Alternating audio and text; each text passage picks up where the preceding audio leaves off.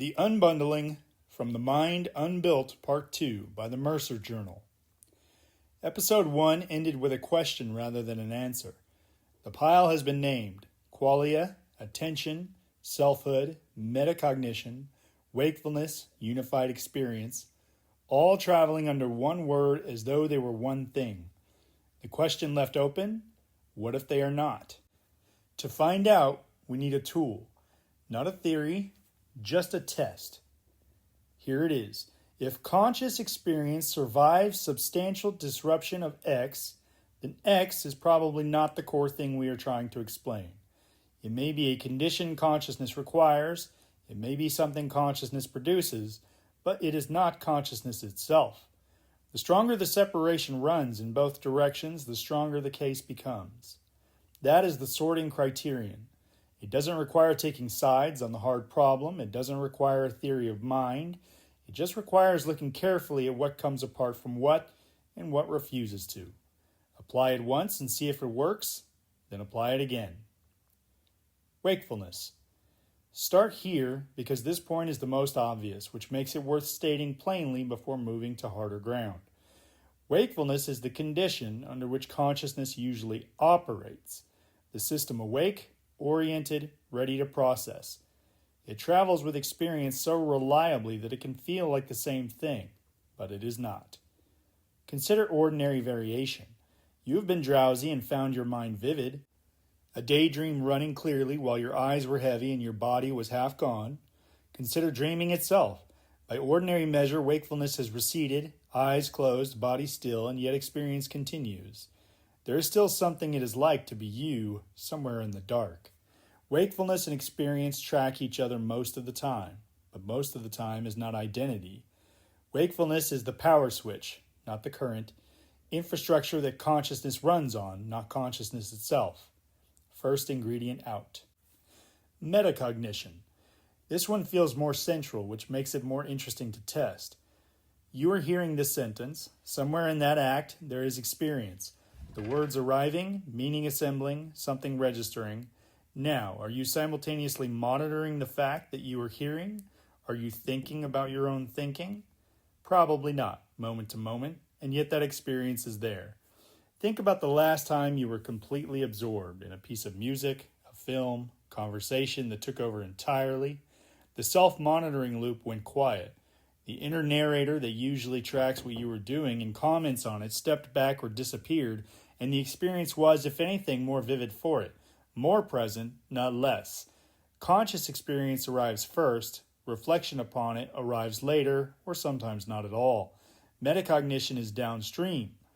It feels central because we often encounter our own consciousness through reflection. We notice we were absorbed only after the absorption breaks. But noticing is not the thing noticed. The loop that reports on experience is not the experience itself. Something consciousness enables, not consciousness itself. Selfhood and continuity. This is the extraction that feels like it shouldn't be possible.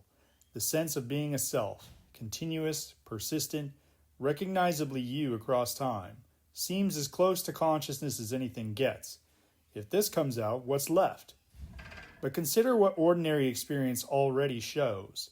There are moments, deep absorption, flow states, the peak of physical exertion, certain kinds of grief or joy that take over entirely, when the narrative self goes quiet.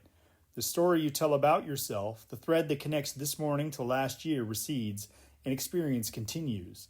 Something is still happening. The river keeps flowing after you remove the banks. More extreme conditions merely exaggerate what ordinary life already demonstrates. In documented ego dissolution, whether through deep meditative states, certain psychedelic experiences, or specific dissociative conditions, the continuity structure loosens or recedes. The self as organizing narrative loses its grip, and yet experience doesn't vanish with it. It changes character, sometimes dramatically, but the felt interior persists. Selfhood is what consciousness builds over time, the architecture of accumulated experience organized into a continuous story. That architecture is real, and it matters, but it does not appear to be the thing being explained. Unified experience. This one requires a different kind of move because it doesn't come apart in the same way. We speak of unified experience as though it were another ingredient, something added to the mix that binds everything into a single coherent moment. But it may describe the organization of experience rather than a separate component added to it. Here is what ordinary life shows. Right now, multiple inputs are arriving simultaneously. The temperature of the room, ambient sound, the feel of whatever you are sitting on, these words. Not all of them are consciously absorbed at once. Something is organizing that field, foregrounding some inputs and letting others recede. What feels unified in any given moment is whatever that process is currently brought into focus. It may be less a property of the inputs themselves than of the process organizing them. Unified experience is not a separate ingredient in the soup, it is the shape of the bowl. What remains resists the same move. What's left? Two things and they won't separate. Qualia, the felt qualities, the redness, the texture of embarrassment, the specific weight of a Tuesday afternoon, and the organizing process that determines what enters experience in the first place, foregrounding this and backgrounding that. Every attempt to pull them apart leaves something incomplete. A selection process alone gives us organization, but not experience. A felt interior with nothing selecting its content is formless, undirected, without edge or object.